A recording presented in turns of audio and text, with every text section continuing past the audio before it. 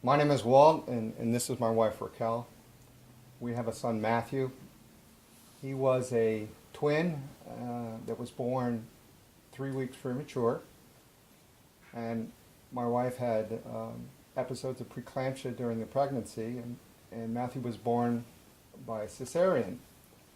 He left the hospital at a normal time, and we felt very fortunate because we felt that we had two perfectly normal, healthy children. Matthew really developed and met all his developmental milestones very well. Matter of fact, he achieved a lot of the early developmental milestones sooner than his twin brother.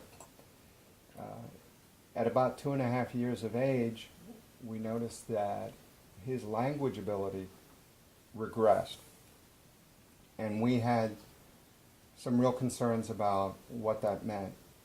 We took him to be evaluated with a speech therapist and pathologist, and they just gave us a simple diagnosis of a delay. They specifically did not want to give us a diagnosis, and I guess at that point we had enough concerns and were in denial enough that we didn't press them for a diagnosis.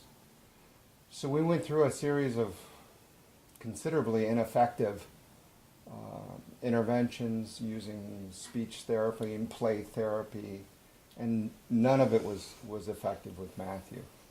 We had him enrolled in the Phoebe Anna Thorne School in Bryn Mawr, where another speech pathologist pressed us to get a more formal diagnosis. And we took him to the A.I. DuPont Institute, and it was there that we were actually told that Matthew had PDD-NOS, which was mildly autistic. We were, on one hand, both shocked because it was the first time we'd been told about autism, but on the other hand, we were expecting a diagnosis that was going to be difficult to accept. We immediately started trying to educate ourselves as much as possible, and our first, I guess, realization was that there were no clear understandings of what caused autism, and at that time there definitely was no clear therapies that had been proven effective. We had a number of different medical screenings, we had auditory tests, we had neurological tests, and while they proved to be informationally interesting or useful, they really didn't offer us any therapeutic courses that the doctors could assure us would have some efficacy. So, well, right around that time, about a year or so after diagnosis, Matthew was having a lot of difficulties sleeping, an awful lot of hyperactivity, and he was becoming a bit of a handful. So we consulted with an allergist who was the first one to identify gluten and casein sensitivities. And it was him that said you need to begin to look at the diet.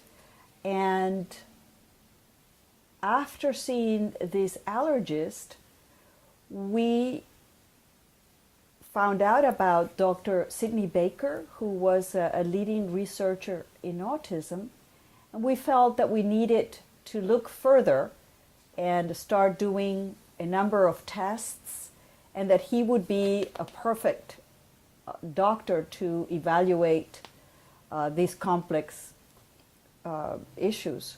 So we started traveling to Connecticut, and we went and worked with Dr. Baker for 3 years.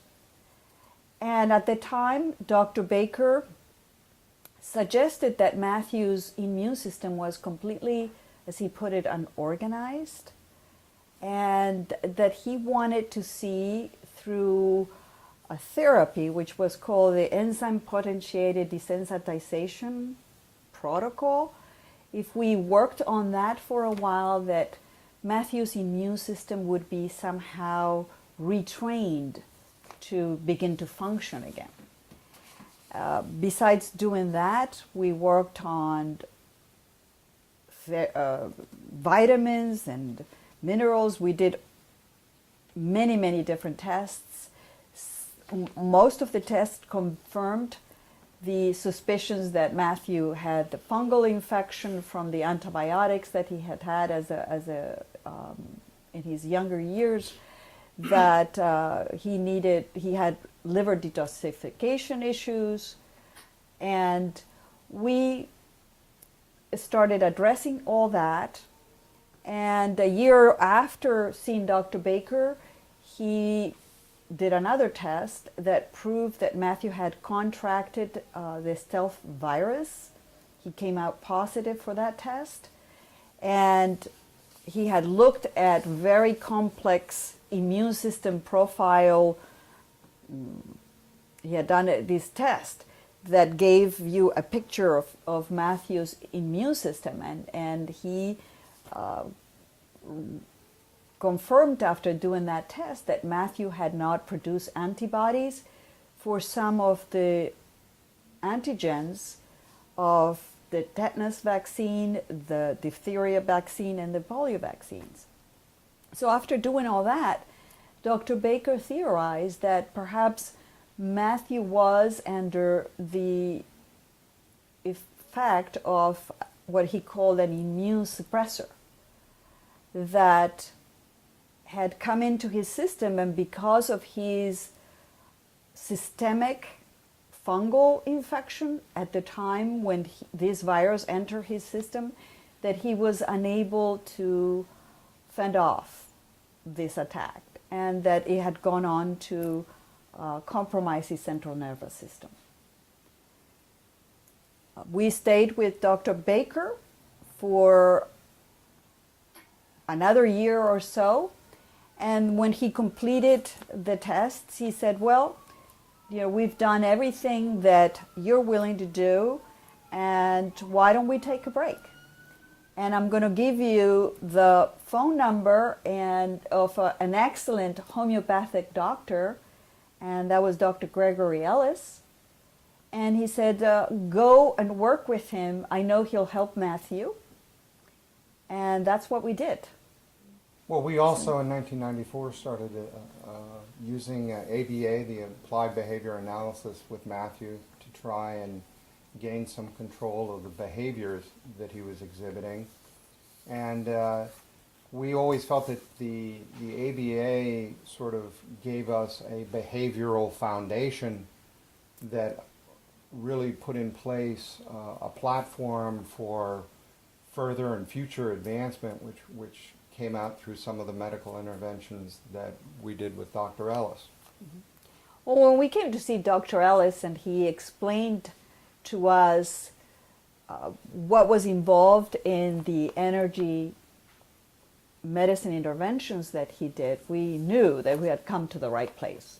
And we worked with Dr. Ellis from 1999 to 2003 for 4 years, and on a regular basis. And then after that, we would come every 6 months or so for another session just to make sure that everything was balanced, and kept using his products to keep Matthew balanced and strong. So when we came to see Dr. Ellis in '99, and we worked with him for 4 years, we began to see some remarkable changes in Matthew. We started addressing with his energy medicines, which started addressing all the problems with the detoxification issues. And we began to see that all of a sudden Matthew was able to focus. He was able to, it was almost like he came to life all of a sudden, when you looked into his eyes, you saw a clarity, like he was there. And You saw a young man that was, or a young boy that was starting to play, that was starting to be engaged with toys, which he wasn't previously. no, not interested at all in play. Doing the things that children do at a much earlier time, he was doing it older, but this continued over time throughout this treatment. And at school, the behaviors that had before made it hard for him to learn were completely gone.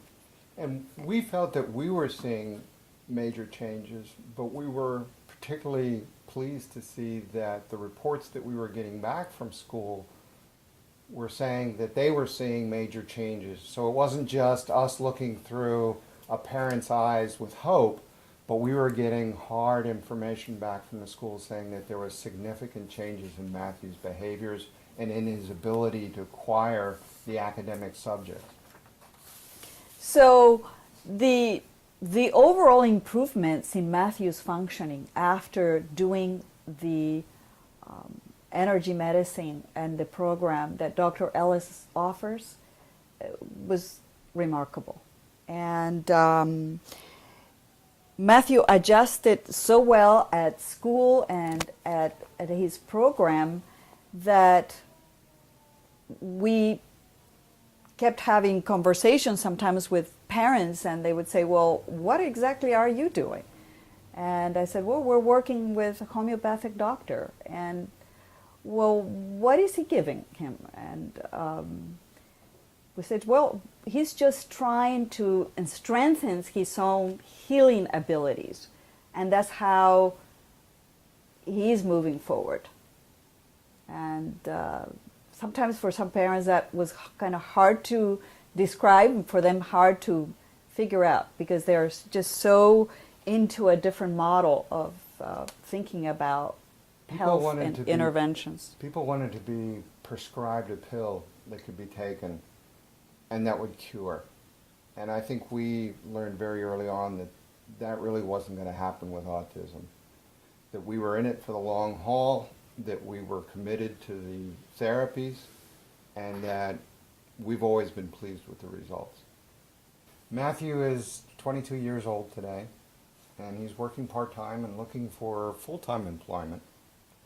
And he still struggles with significant issues with language, but is able to go out into the community and enjoy many typical activities. He particularly enjoys swimming, and he's part of the Special Olympics swim team. And he also acts as he enjoyed acting as an altar server at our church. He works hard at dealing with his disability and is eager to do the best he can. And we have great hopes for his future.